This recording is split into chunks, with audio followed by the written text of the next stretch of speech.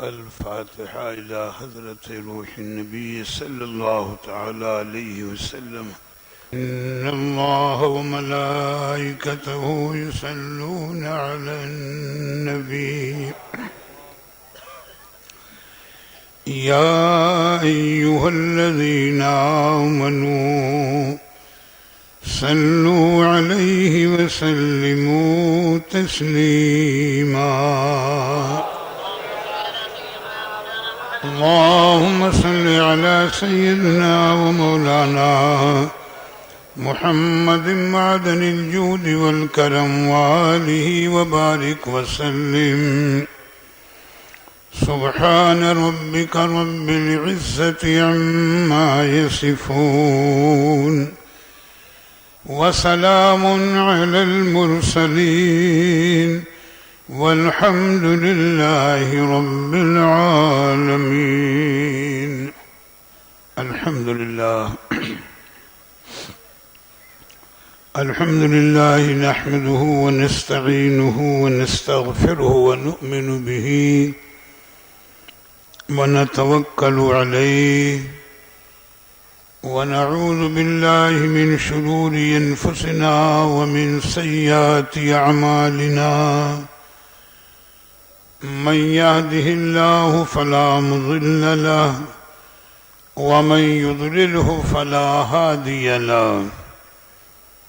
ونشهد أن لا إله إلا الله وحده لا شريك له.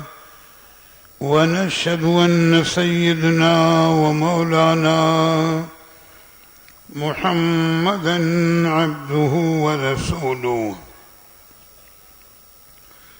أما بعد فأعوذ بالله من الشيطان الرجيم.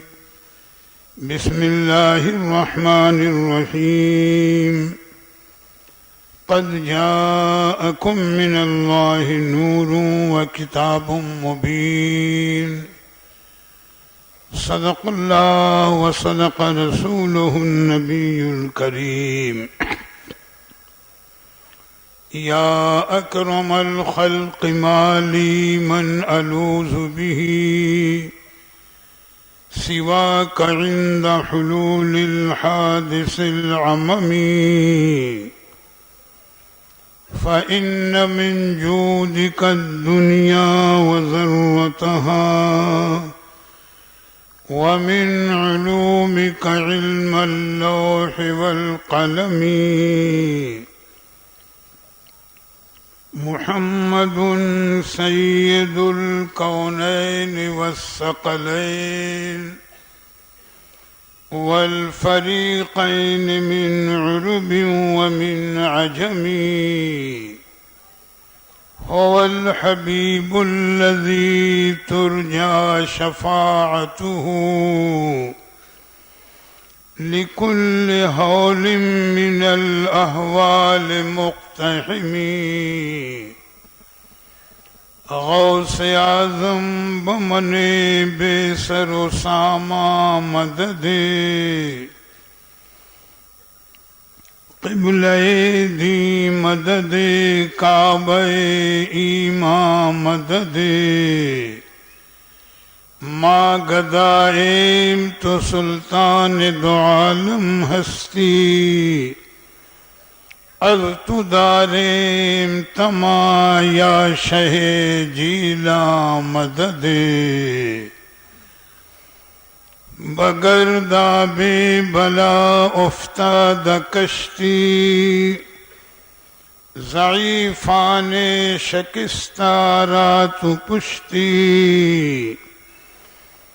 بحق خواجہ عثمان ہارون مدد کن یا معین الدین چشتی.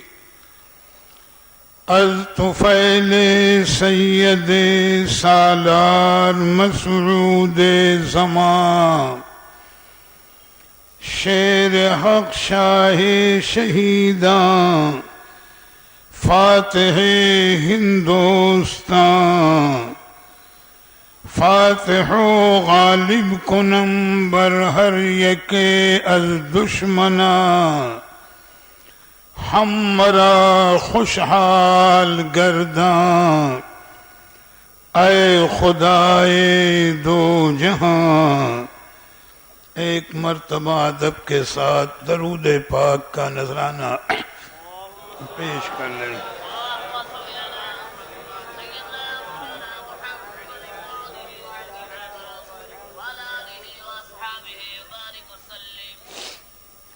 اللهم صل على سيدنا ومولانا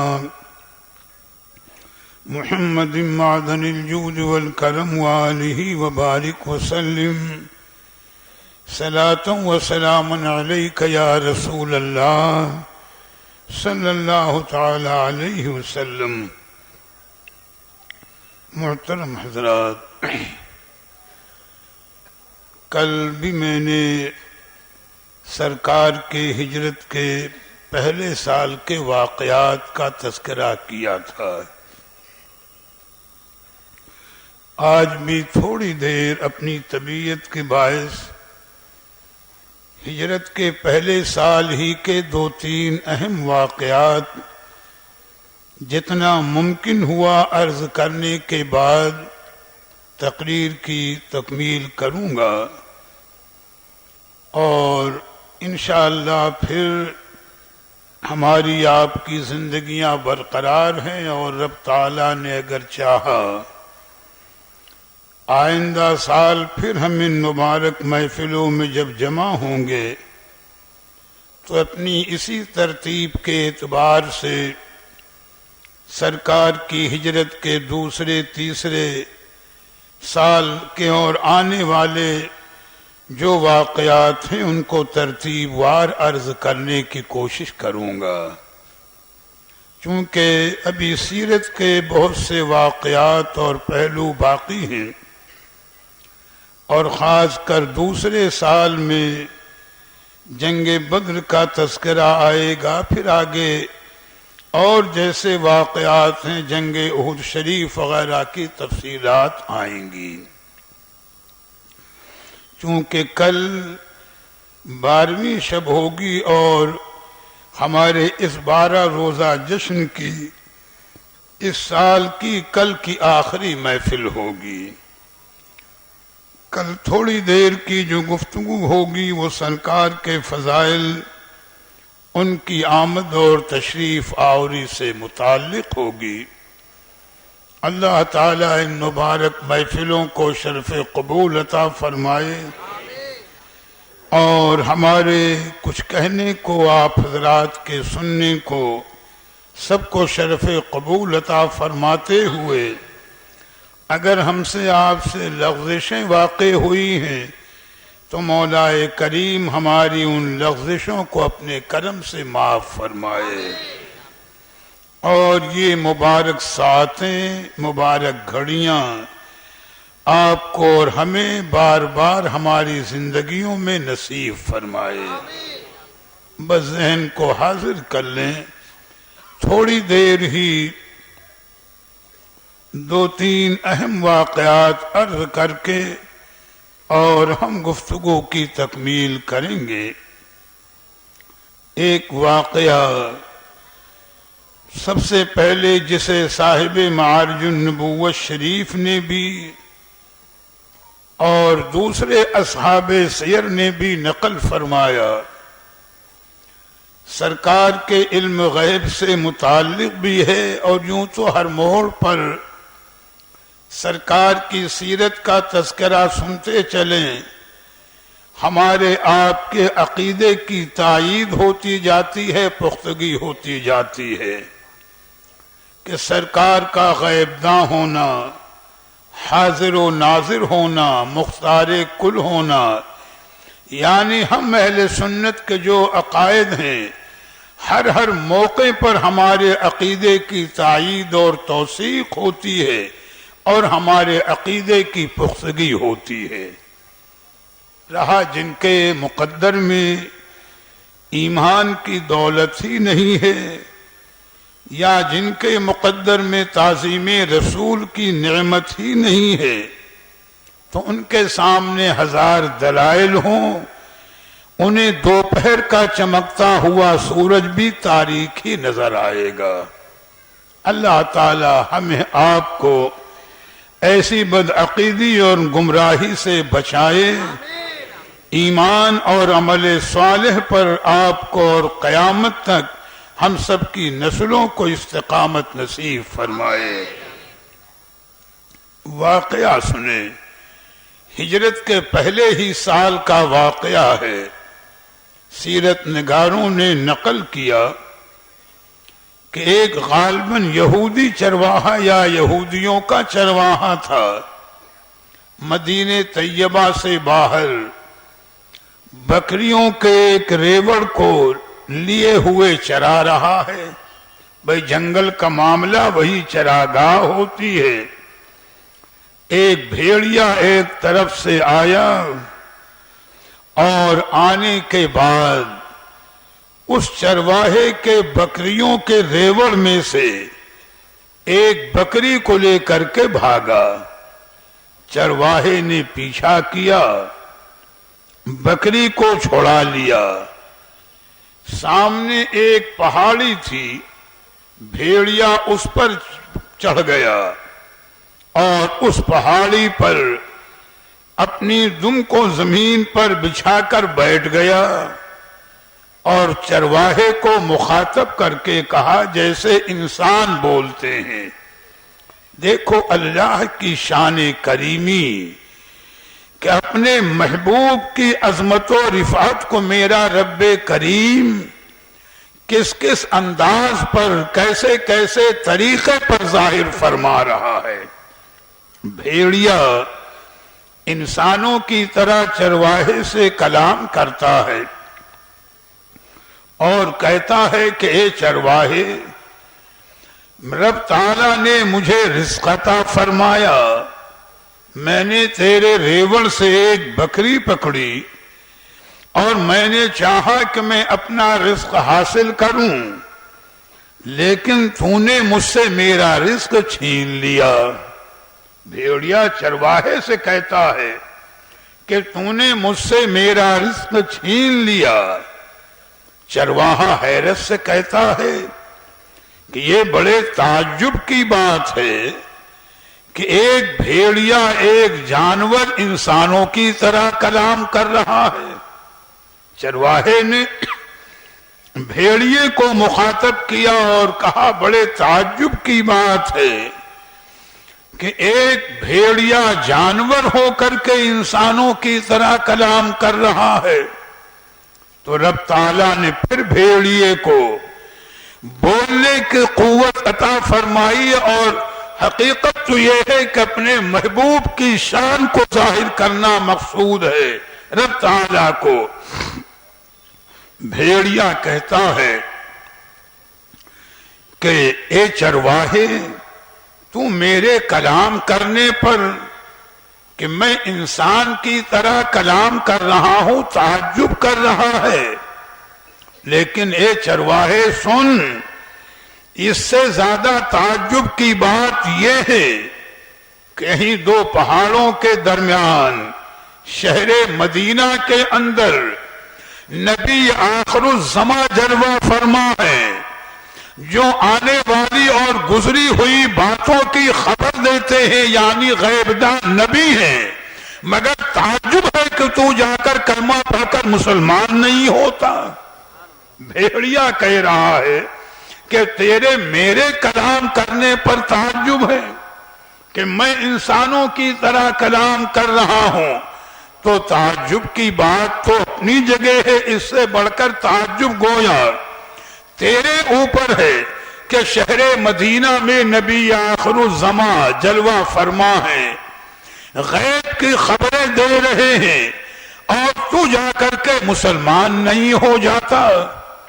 جب چرواہے نے سنا، اللہ جسے ہدایت دینا چاہے، اس نے کہا اے بھیڑیے، اب میرے دل میں ان نبی کی عظمت بیٹھ گئی ہے، اور میں چاہتا ہوں کہ جا کر کے کلمہ پڑھوں اور مسلمان ہو جاؤں، لیکن یہاں بکریوں کا ریوڑ ہے، اس کا کیا ہوگا؟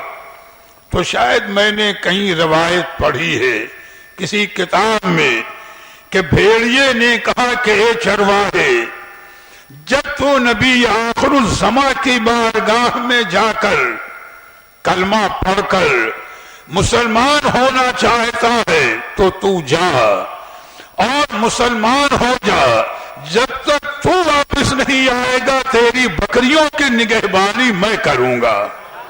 وہ کہتا ہے جب تک تو نہیں آئے گا تیرے بکریوں کے نگہبانی میں کروں گا۔ چنانچہ چرواہا سرکار کی بارگاہ میں آیا، کلمہ پڑھ کر مشرف باسلام ہوا، اور بھیڑیے سے اس کے جو کچھ معاملات گفتگو ہوئی تھی اس نے بتایا کہ سرکار، بھیڑیے نے اس طریقے پر مجھ سے کلام کیا اور اس کا کلام کرنا گویا میرے ایمان لانے کا ذریعہ بن گیا۔ تو دیکھو یہ ہجرت کے پہلے سال کے واقعات ہیں، کیسے کیسے واقعات رونما ہو رہے ہیں۔ اور یہیں پر دوسری بات عاشورہ کے روزے کے متعلق ہے کہ سرکار جب ہجرت کر کے مدینہ طیبہ تشریف لائے، پہلا سال تھا، محرم شریف کا مہینہ آیا، تو سرکار نے ملاحظہ فرمایا کہ یہودی عاشورہ کے دن روزہ رکھنے کی تیاریوں میں ہے، محرم کی 10 تاریخ کو روزہ رکھنے کی تیاریوں میں ہے۔ تو سرکار نے ان سے فرمایا، اے یہودیو، یہ عاشورہ کے دن تمہارے روزہ رکھنے کا معاملہ کیا ہے؟ یہ روزہ تم کیوں رکھتے ہو؟ تو انہوں نے عرض کیا کہ فیہ انجى اللہ موسیٰ وغرق فرعون، یعنی اے اللہ کے پیارے رسول، یہ عاشورہ کا دن وہ ہے کہ آج ہی کے دن اللہ تعالی نے موسیٰ علیہ السلام کو نجات دی ہے، فرعون کو، اس کے ساتھیوں کو غرق کیا ہے۔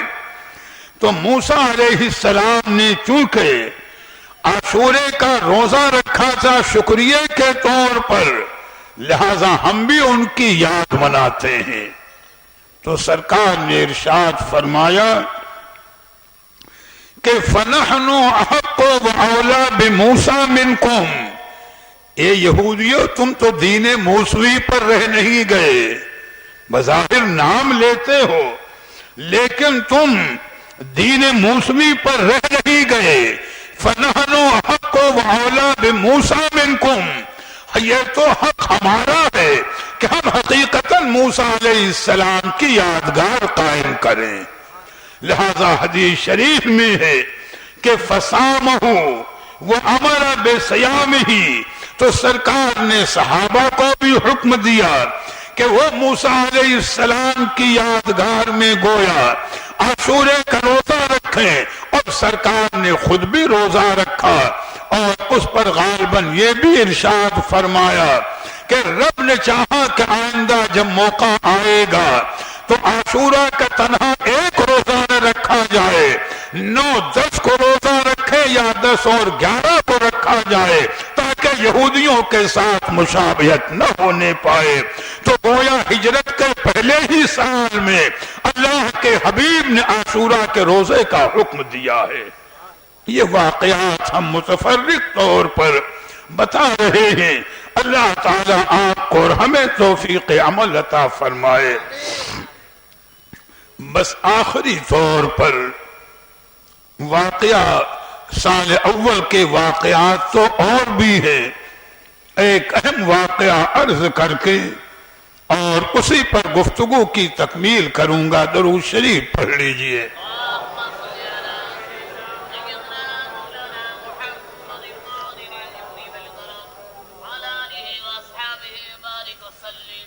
یہ بھی ایک اہم واقعہ ہے سرکار کے ہجرت کے پہلے سال کا، اور یہ واقعہ ہے حضرت سلمان فارسی رضی اللہ تعالی عنہ کے ایمان لانے کا۔ اتنی بات ذہن میں رکھ لیں کہ علماء نے حضرت سلمان فارسی رضی اللہ تعالی عنہ کی عمر کے بارے میں ان کے مختلف قول ہیں۔ بعض علماء نے بتایا کہ حضرت سلمان فارسی کی عمر شریف کم و بیش 400 سال ہوئی ہے، لمبی عمر ہے، اور یہ کوئی تعجب کی بات نہیں۔ میری تقریروں میں سنا ہوگا کہ ہمارا جو سلسلے قادریہ منوریہ معمریہ ہے، اس کے مشائخ میں حضرت سیدنا شاہ منور علی رحمت اللہ علیہ جو الہ آباد میں آرام فرما ہیں، آپ سیدنا جنید بغدادی کے اولاد میں ہیں، سرکار غوث پاک کے مرید اور خلیفہ ہیں، اور 22 سال سرکار غوث پاک کی بارگاہ میں رہے ہیں۔ مقام بلند ہے، ان کی سیرت کبھی پھر موقع رہا تو عرض کریں گے۔ تو ایک دن وہ سرکار غوث پاک کو وضو کرا رہے تھے۔ ایک بات دلیل کے طور پر میں پیش کر رہا ہوں، اور سرکار غوثیت معاب کا دریائے کرم جوش پر سیدنا شاہ منور علی رحمت اللہ علیہ نے اسی وضو کرانے کے دوران عرض کیا کہ حضور آب حیات کی کیا حقیقت ہے؟ تو سرکار غوث پاک فرماتے ہیں کہ اے شاہ منور علی، آب حیات کو کیوں پوچھ رہے ہو؟ تو عرض کرتے ہیں اے غوث اعظم، تمنا یہ ہے کہ اگر آب حیات پینے کو مل جائے تو لمبی عمر ہوگی، اور میں دنیا میں رہ کر بہت دیر تک اپنے رب کی عبادت کروں گا، اس کا ذکر کروں گا، اس کی یاد کروں گا۔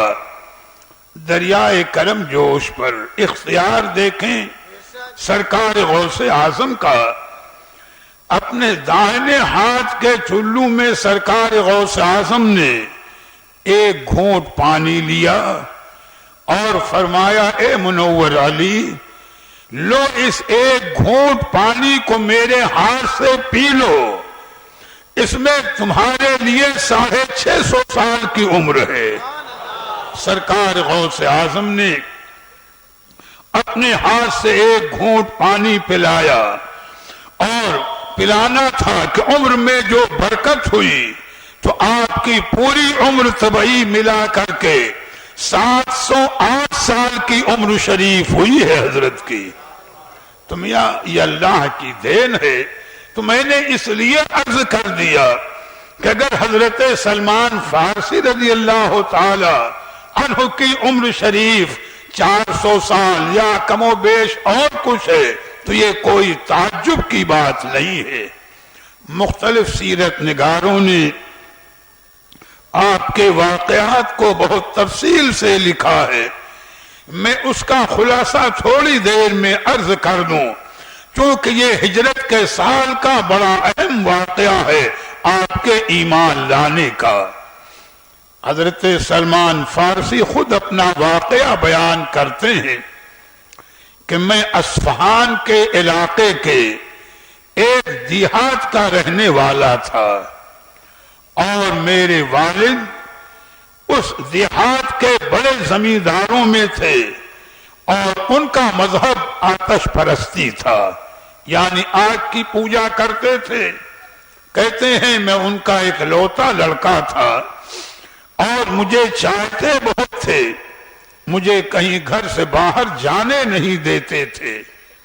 لیکن ایک موقع ایسا آیا کہ کھیتی باڑی کے کام کے سلسلے میں انہوں نے ایک مرتبہ مجھے گھر سے باہر بھیجا کہ جا کر کے تم کھیتیوں کی نگہبانی کر کے آ جاؤ۔ کہتے ہیں میں مکان سے نکلا، راستے میں عیسائیوں کا گرجا گھر تھا، اس میں عیسائی پادری، عیسائی عالم اور لوگ جمع ہو کر کے انجیل پڑھ رہے تھے، نمازیں پڑھ رہے تھے اپنے طور پر۔ تو کہتے ہیں کہ ان کا وہ طریقہ مجھے بہت پسند آ گیا۔ ان کا وہ طریقہ مجھے پسند آ گیا، میں ان کے پاس مصروف رہا دیر تک، اور جب لوٹ کر اپنے والد کے پاس پہنچا، انہوں نے میرا حال پوچھا، میری کیفیت دیکھی، اور میں نے حقیقت کو ان کو سامنے پیش کر دیا کہ عیسائی مذہب مجھے بہت پسند آ گیا ہے، لہذا میں چاہتا ہوں کہ عیسائی مذہب اختیار کر لوں۔ کہتے ہیں میرے باپ نے مجھ پر سختی کی اور معاملات بھی رہے، یہاں تک کہ میرے پیروں کو باندھ دیا اور گھر سے مجھے نہ نکلنے پر مجبور کر دیا۔ کہتے ہیں مگر دل میں ایک لگن پیدا ہو چکی تھی، میں نے عیسائیوں کو کسی ذریعے اطلاع کرائی کہ اگر اصفہان سے ملک شام کی جانب کوئی قافلہ جانے والا ہو تو کوشش کرو کہ مجھے اس کے ساتھ ملک شام بھیج دو تاکہ میں جا کر عیسائی مذہب اختیار کر لوں، اور مجھے آگ کا پوجنا اچھا نہیں معلوم ہوتا۔ کہتے ہیں کچھ دنوں کے بعد انہوں نے اطلاع دی کہ قافلہ ملک شام جا رہا ہے، میں نے کسی صورت سے اپنے آپ کو آزاد کرایا، اس قافلے کے ساتھ ملک شام میں پہنچا اور ایک گرجا گھر میں گیا تو وہاں کے پادری سے میں نے کہا میں عیسائی مذہب اختیار کرنا چاہتا ہوں۔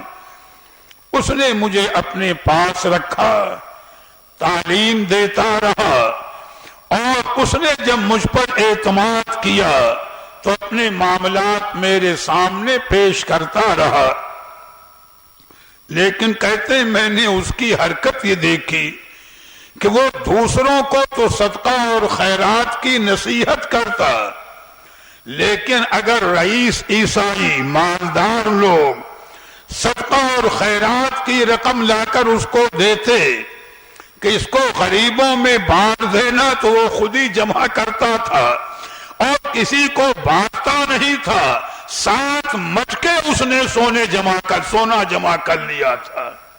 کہتے ہیں مجھے نفرت ہو گئی، لیکن نہ مجبور تھا کہ جاؤں تو کہاں جاؤں۔ کہتے ہیں اتنے میں اس کی موت واقع ہوئی، اس کی قوم کے لوگ آئے، اس کے عقیدت مند تھے، میں نے بتایا تم اس کو اتنا بزرگ مانتے ہو، لیکن اس کا کارنامہ یہ تھا، اور یہ دیکھو اس کے 7 مٹکے سونے کے سکوں سے بھرے ہوئے ہیں۔ تو کہتے ہیں کہ اس کی قوم کو بڑا غصہ آیا، اور بجائے اس کو دفن کرنے کے اس کو سولی پر مرنے کے بعد بھی چڑھا دیا تاکہ دنیا دیکھے کہ یہ لباس پہن کر ایسی مکاری کرتا تھا۔ کہتے ہیں اس کی جگہ دوسرا پادری بیٹھا، واقعہ بڑا طویل ہے، کہتے ہیں وہ بظاہر نیک تھا، میں اس کے پاس رہا، اور جب اس کی موت کا وقت آیا تو میں نے کہا اب تم مجھے کس کے پاس بھیجتے ہو؟ تو اس نے کہا شہر موصل چلے جانا، وہاں ایک بڑا پادری ہے اس کے پاس رہنا۔ کہتے ہیں اس کے بھرنے کے بعد میں موصل میں آیا، اس پادری کے پاس رہا، وہ بھی بظاہر نیک تھا۔ جب اس کی موت کا وقت آیا تو میں نے پوچھا اب تم مجھے کس کے پاس بھیجتے ہو؟ اس نے کہا شہر نصیبین چلے جانا، وہاں ایک اور بڑا پادری ہے، کہتے ہیں اس کے مرنے کے بعد وہاں آیا، یہاں تک کہ جب نصیبین کے پادری کی بھی موت کا وقت آیا، میں نے کہا اب تم مجھے کہاں بھیجتے ہو؟ تو اس نے کہا تم عمودیہ چلے جانا، وہاں اس وقت کا عیسائیوں کا بہت بڑا پادری ہے، وہ تمہارے مسائل کو حل کرے گا۔ کہتے ہیں میں عمودیہ آیا، پادری سے ملا، واقعی وہ نیک تھا، اگلی کتابوں کا عالم، اس کے معاملات بہتر تھے، کہتے ہیں مگر اس کی زندگی بھی پوری ہو رہی تھی۔ تو میں نے اس سے پوچھا کہ اب بتاؤ تمہاری موت کا وقت قریب ہے، تم مجھے کس کے پاس بھیجتے ہو؟ اس پادری نے کہا دیکھو انصاف کی بات یہ ہے کہ میری نظر میں اس وقت ایسا کوئی نہیں ہے کہ میں جس کے پاس تمہیں بھیج سکوں، البتہ اگر میری بات پر تمہیں یقین ہو اور بھروسہ کرو تو میں نے اگلی کتابوں میں جو پڑھا ہے کہ اب وہ زمانہ قریب ہے کہ نبی آخر الزماں کی جلوہ گری ہونے والی ہے۔ وہ کہتا ہے کہ نبی آخر الزماں کی جلوہ گری ہونے والی ہے۔ سنو وہ مکے میں پیدا ہوں گے، مدینہ شریف میں ہجرت کر کے آئیں گے، اگر تمہاری زندگی وفا کرے اور تم کسی صورت سے وہاں پہنچ جاؤ اور ان کا زمانہ مل جائے تو ان کا کلمہ پڑھ کر مومن بن جانا نجات ہو جائے گی۔ کہتے ہیں اس پادری نے میری یہ رہنمائی کی اور اس نے یہ مجھ پر احسان کیا، اور اس کے بعد اس کی موت واقع ہو گئی۔ کہتے ہیں میں اجنبی آدمی، خیر کوشش کیا میں نے کسی بھی صورت سے کہ محنت مزدوری کر کے، میرے پاس کچھ گائیں تھیں، کچھ بکریاں تھیں، تو عرب کا ایک قبیلہ جس کا نام بنی کلب، اس کا ایک قافلہ وہاں آیا ہوا تھا۔ میں ان سے جا کر کے ملا کہ اے لوگوں میرے پاس کچھ نہیں ہے، چیزوں کو تم مجھ سے لے لو، میں عرب کے راستے سے واقف نہیں ہوں، مجھے شہر مکہ یا شہر مدینہ تک پہنچا دو اور اپنے قافلے میں اپنے ساتھ لیے چلو۔ حضرت سلمان فارسی کہتے ہیں میں نے اپنا سارا سامان ان کے سپرد کر دیا اور وہ لوگ مجھے لے کر چلے، لیکن دیکھو دنیا کی طلب دلوں کو کالا کر دیتی ہے، اندھا کر دیتی ہے۔ حضرت سلمان فارسی کہتے ہیں کہ ان لوگوں نے مجھے میرے ساتھ دھوکہ کیا اور ام القریٰ نامی مقام پر پہنچ کر کے عرب ہی کے ملک میں مجھے ایک یہودی کے ہاتھ بھیج دیا کہ یہ میرا غلام ہے، اسے خرید لو۔ لائے تو تھے کہ مدینہ شریف پہنچا دیں گے، لیکن دھوکہ دیا اور اس یہودی کے ہاتھ مجھے بیچ دیا۔ میں مجبور تھا اس یہودی کی غلامی کرتا رہا، اور ایک وقت گزر گیا کہ کچھ دنوں کے بعد اس یہودی کا چچا زاد بھائی مدینہ شریف سے آیا اور اس نے اس یہودی سے مجھے خرید لیا۔ بس مقدر ہے کہ وہ غلام بنا کر کے ہی گویا مجھے مدینہ طیبہ لے آیا۔ تو حضرت سلمان فارسی کہتے ہیں رضی اللہ تعالی عنہ، میں اس کے کھجور کے باغ میں کام کیا کرتا تھا، کھجوریں توڑنا جو بھی اس کا کام۔ تو کہتے ہیں ایک دن میں کھجور کے درخت کے اوپر چڑھا ہوا درخت پر کچھ کام کر رہا تھا، وہ یہودی جس کا میں غلام تھا اس کے پاس کوئی آیا، اس کا رشتہ دار ہی تھا، اور آنے کے بعد دونوں گفتگو کرنے لگے۔ آنے والا یہ کہہ رہا تھا کہ یہ مدینہ طیبہ میں جو اوس و خزرج کہ یہ دونوں قبیلے آباد ہیں، ان کو کیا ہو گیا ہے کہ ایک شخص کو مکہ مکرمہ سے جو قبا میں آ کر کے قیام پذیر ہیں اور وہ نبوت کا دعویٰ کر رہے ہیں اور یہ لوگ ان کو نبی مان رہے ہیں، یہ کیسے لوگ ہیں؟ حضرت سلمان فارسی کہتے ہیں کہ میری خوشی کی انتہا نہیں تھی، چونکہ جو پادری نے پیشین گوئی کی تھی کہ نبی آخر الزماں کی پیدائش مکہ مکرمہ میں ہوگی اور ہجرت کر کے مدینہ طیبہ میں آئیں گے، کہتے ہیں دل نے اندر سے پکار کر کے کہا کہ یہ وہی نبی آخر الزماں ہے جن کی تلاش میں میں ملک شام سے یہاں تک آیا ہوں۔ اور پھر حضرت سلمان فارسی کہتے ہیں کہ میں نے اس پادری سے یہ بھی پوچھا تھا کہ اتنا تو مجھے بتا دو کہ میں کیسے پہچانوں گا کہ وہ نبی آخر الزمان ہیں؟ کوئی نشانی تو بتا دو کہ جب میں اگر ان سے ملاقات کروں اور ان کے پاس پہنچ جاؤں تو میں کیسے یقین کروں گا کہ یہ نبی آخر الزمان ہے؟ تو کہتے ہیں اس پادری کا احسان، اس نے کہا دیکھو میں نے اپنی اگلی کتابوں میں یہ پڑھا ہے کہ نبی آخر الزمان صدقہ نہیں کھائیں گے، ہدیہ قبول کریں گے۔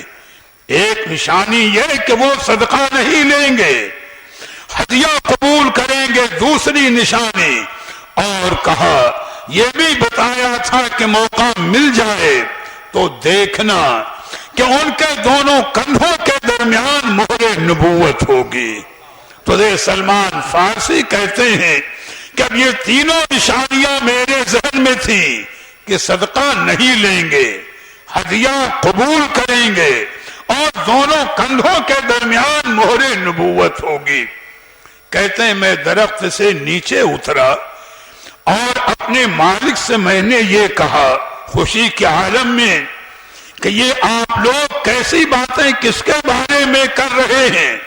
تو چونکہ یہودیوں کو تو سرکار سے عداوت، سرکار سے دشمنی، کہتے ہیں میری خوشی کی کیفیت دیکھ کر میرے مالک نے ایک زور کا تھپڑ میرے چہرے پر مارا، کہا کہ جس کام میں تم لگے ہو اپنا کام کرو، ہماری گفتگو سے تمہارا کیا تعلق؟ سلمان فارسی کہتے ہیں رضی اللہ تعالی عنہ میں نے دل میں ٹھان لیا کہ موقع نکال کر کے یقیناً میں اب ان کی بارگاہ میں حاضر ہوں گا اور اندازہ لگاؤں گا کہ معاملہ کیا ہے۔ کہتے ہیں دن گزر گیا، میں نے موقع نکالا، رات کی تاریکی میں کچھ کھجوریں لی، قباء شریف میں آیا، اللہ کے پیارے حبیب جہاں پر جلوہ فرما تھے حاضر ہوا، صحابہ بیٹھے ہوئے تھے۔ میں نے آزمانے کے طور پر یہ عرض کیا کہ آپ کے ساتھ یہ غریب اور مسکین لوگ بھی ہیں، میں یہ کھجوریں لے کر کے آیا ہوں لیکن یہ کھجوریں صدقے کی ہیں۔ سلمان فارسی کہتے ہیں آزمانے کے لیے میں نے پیش کیا کہ یہ کھجوریں صدقے کی ہیں، تو سرکار نے فرمایا میں صدقہ نہیں کھاتا، لیکن اگر غربا اور مساکین کے لیے لائے ہو تو ان غریب صحابہ سے فرمایا کہ یہ تمہارے لیے جائز ہے، تم اسے لے لو اور تناول کر لو۔ کہتے ہیں میں نے دل میں کہا ایک نشانی پوری ہو گئی، جو پادری نے نشانی بتائی تھی ایک نشانی پوری ہو گئی۔ کہتے ہیں پھر دوسری رات میں نے پھر کچھ کھجوریں حاصل کی اور اب سرکار کی بارگاہ میں آیا اور عرض کیا یہ کھجوریں میں ہدیے کے طور پر لایا ہوں، اسے تحفے کے طور پر آپ قبول فرما لیجئے۔ تو کہتے ہیں اس وقت سرکار کے پاس 20 یا 25 صحابہ موجود تھے۔ سرکار نے فرمایا جب ہدیہ لائے ہو تو سرکار نے اسے اپنے ہاتھوں میں لیا، قبول فرمایا، ان کھجوروں کو خود بھی کھایا اور اپنے صحابہ کے درمیان تقسیم کر دیا۔ کہتے ہیں دوسری نشانی پوری ہو گئی، جو پادری نے 2-3 نشانیاں بتائی تھی کہ وہ صدقہ نہیں کھائیں گے، ہدیہ قبول کریں گے، تو سلمان فارسی کہتے ہیں کہ 2 نشانیاں پوری ہو گئی، اب تیسری نشانی کا معاملہ تھا کہ کس طریقے پر میں سرکار کی مہر نبوت کو دیکھ لوں تو نشانیاں پوری ہو جائیں، کلمہ پڑھ کر مشرف باسلام ہو جاؤں۔ کہتے ہیں مگر موقع نہیں مل رہا تھا۔ کہتے ہیں اتفاق ہے کہ ایک دن موقع ملا کہ سرکار کے ایک صحابی کا انتقال ہوا تھا، سرکار ان کے جنازے میں تشریف لائے تھے جنت البقیع شریف میں۔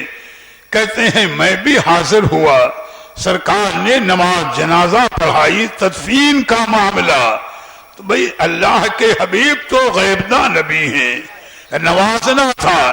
حضرت سلمان فارسی کہتے ہیں کہ میں سرکار کے سامنے تھا اور پھر موقع نکال کر کے میں نے چاہا کہ میں سرکار کی پیٹھ شریف کی طرف جاؤں، شاید موقع مل جائے کہ مہر نبوت کا دیدار ہو جائے۔ کہتے ہیں اس امید پر میں سرکار کی پشت مبارک کی طرف آیا کہ شاید مہر نبوت کا دیدار ہو جائے۔ کہتے ہیں واللہ میرے سرکار کا کرم، غیبداں نبی کی شان، کہ جیسے ہی میں سرکار کے سامنے سے آپ کی پیٹھ شریف کی جانب آیا، سرکار نے اپنی پیٹھ سے چادر شریف کو ایسے انداز سے ہٹایا کہ میں نے پوری مہر نبوت کا دیدار کر لیا۔ اب تو دل بے قرار تھا، آگے بڑھ کر میں نے پڑھا اشہد ان لا الہ الا اللہ واشہد ان محمد رسول اللہ۔ یہ حضرت سلمان فارسی کے ایمان لانے کا واقعہ ہے جو ہجرت کے پہلے سال واقع ہوا ہے، جو میں نے اتنی مختصر تفصیل آپ کے سامنے بتائی۔ اور پھر حضرت سلمان فارسی کے متعلق آخری بات یہ بھی عرض کر دوں کہ سرکار نے ان کے متعلق یہ بھی بشارت دی کہ آنے والا وقت وہ ہوگا کہ جب ایران فتح ہوگا، مسلمانوں کے قبضے میں ہوگا، تو یہ اس ملک میں جا کر کے وہاں کے حاکم ہوں گے اور ان کا آخری وقت وہیں پورا ہوگا۔ تاریخ بتاتی ہے کہ جب سیدنا فاروق اعظم کے زمانے میں ایران فتح ہوا تو آپ نے حضرت سلمان فارسی کو وہاں کا گورنر بنا کر کے بھیجا تھا اور آپ وہاں کے حاکم رہے، وہیں آپ کا وصال پاک ہوا۔ اور ان کی محبوبیت کی آخری بات حضرت سلمان فارسی کی اداؤں کو دیکھ کر، ان کی کیفیت کو دیکھ کر، بھئی مہاجر صحابہ ہوں یا انصار صحابہ ہوں، اگرچہ حضرت سلمان کو فارس کے رہنے والے، لیکن یہ صحابہ کرام مہاجر یا جو انصار صحابہ تھے، جب کبھی گفتگو آئے تو محبت کے ساتھ انصار صحابہ کہتے تھے کہ سلمان فارسی تو ہم میں سے ہیں، یعنی ان کو اپنے آپ میں ہم شمار کرتے ہیں، اور مہاجر صحابہ یہ کہیں کہ نہیں ان کو اپنے آپ میں ہم شمار کرتے ہیں۔ تو سرکار نے صحابہ کی گفتگو سنی، بڑی محبت سے فرمایا اے میرے صحابہ مہاجر ہو یا انصار، اب سلمان کے لیے فیصلہ یہ سن لو کہ سلمان و منا اہل البیت، اگرچہ یہ فارسی ہے لیکن سلمان نہ تم میں ہے، نہ انصار میں، نہ مہاجر میں، بلکہ سلمان میرے کرم سے میرے اہل بیت میں سے۔ میاں یہ حضرت سلمان فارسی کا مقام ہے۔ میں نے مختصراً ان کی زندگی کا واقعہ بیان کیا۔ یہ ہجرت کے سال اول کا اہم واقعہ ہے۔ اس سال ہماری گفتگو سیرت پاک رسول پر یہیں تک ہے، اللہ نے چاہا تو آئندہ آگے کے تفصیل عرض کروں گا۔ اب درود شریف پڑھ لیجئے، پیدائش پاک عرض کر دوں۔ اللہم صلی علی سیدنا و مولانا محمد معدن الجود والکرم وآلہ وبارک وسلم۔ جب یہ نظام عالم بگڑ چکا تھا، دنیا گمراہ ہو چکی تھی، ہر طرف کفر و شرک کا دورہ تھا، اس نظام عالم کو سنوارنے کے لیے ہمارے آپ کے آقا و مولا حضور مدنی تاجدار، اللہ کے محبوب حضور دانائے غیوب، روحی فدا ہو جناب محمد الرسول اللہ صلی اللہ تعالی علیہ وسلم، ربیع الاول شریف کے مہینے میں دوشنبے کے دن 12 تاریخ صبح صادق کے وقت باہزارہ جاہو جلال جلوہ فرما ہوئے سرکار کی آمد پر ہر طرف سے درود و سلام کی صدائیں آ رہی تھی. کھڑے ہو.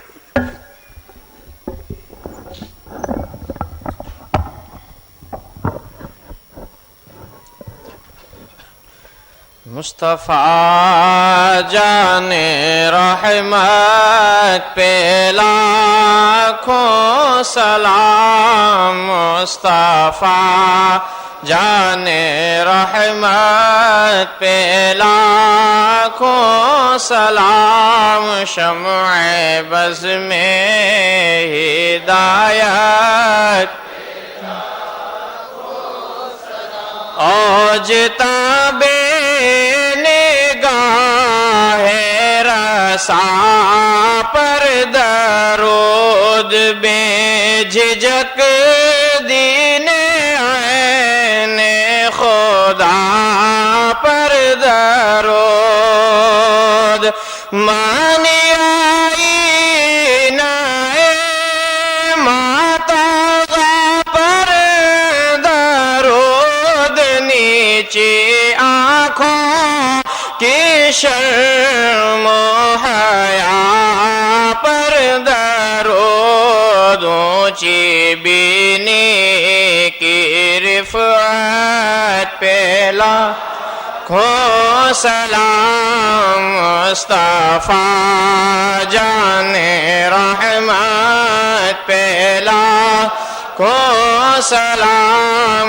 شمع بز میں ہدایت پہ لاکھوں سلام. لامکاں کی جبی بہر سجدہ جھوکی.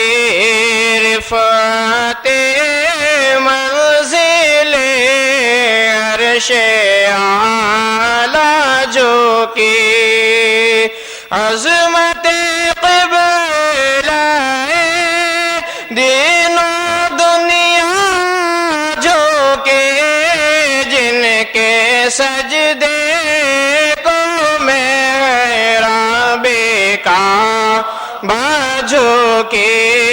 ان بھاؤں کی لطافت پہ لاکھوں سلام. مصطفیٰ جان رحمت پہ لاکھوں سلام. شمع بز میں ہدایت پہ لاکھوں سلام. دین و دنیا دیے مال و زر بھی دیا. حور و غلمان دیے خلد و کوثر دیا. دامن مقصد زندگی بھر دیا. جسم اٹھا غنی کر دیا. مجھے بحر سماحت پہ لاکھوں سلام. مصطفیٰ جان رحمت پہ لاکھوں سلام. شمع بز میں ہدایت پہ لاکھوں سلام. مرشدی شاہ احمد رضا خواجہ فیض یاب کمالات حسن رضا. سات اختر بھی ہو زمزم خور رضا. جب کہ خدمت کے قدس کہے رضا. مصطفیٰ جان رحمت پہ لاکھوں سلام. شمع بز میں ہدایت پہ یا نبی سلام علیکہ، یا رسول سلام علیکہ، یا حبیب سلام علیکہ، صلوات اللہ.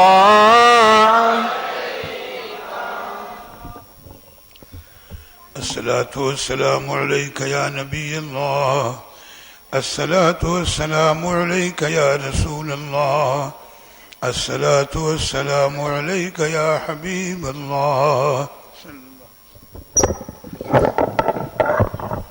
على سيدنا ومولانا محمد معدن الجود والكرم وآلہ وبارک وسلم. باری تبارک و تعالیٰ اپنے حبیب پاک کے وسیلے سے ہماری ظاہری اور باطنی برائیوں کو دور فرما دے. ہمیں نیک اعمال کی توفیق عطا فرما. ہمیں نمازی بنا، ہمیں روزے دار بنا. مریضوں کو شفا عطا فرما.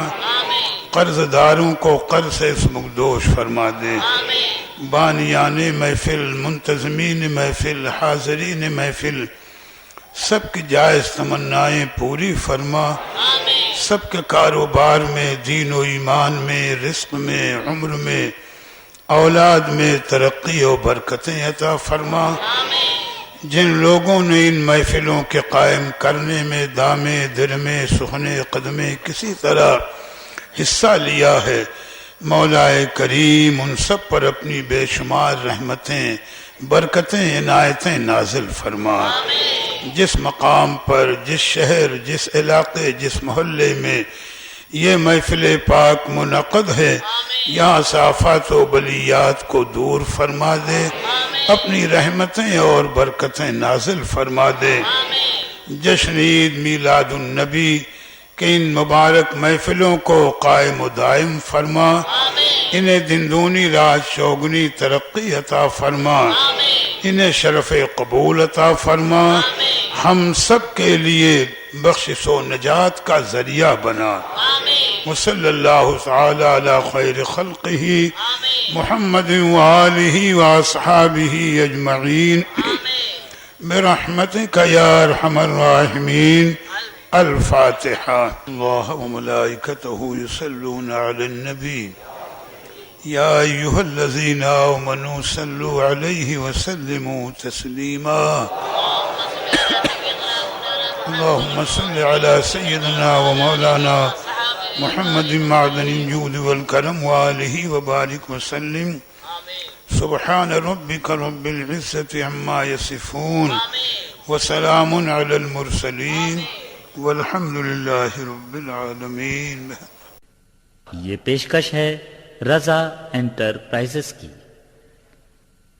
سامعین، اپنے ماحول کو اسلامی رنگ میں رنگنے کے لیے قرأت، منقبت، نعت، حمد، سنی علماء کرام کے روح پرور بیانات، مشاعرے اور دیگر مذہبی آڈیو کیسٹس کے لیے ہم سے رابطہ قائم کیجیے. ہمارا پتہ ہے رضا انٹرپرائزز، دکان نمبر 3، چھوٹا سوناپور، نزد اکبر پیر بھائی کالج، مولانا شوکت علی روڈ، ممبئی نمبر 8. ٹیلی فون نمبر 2309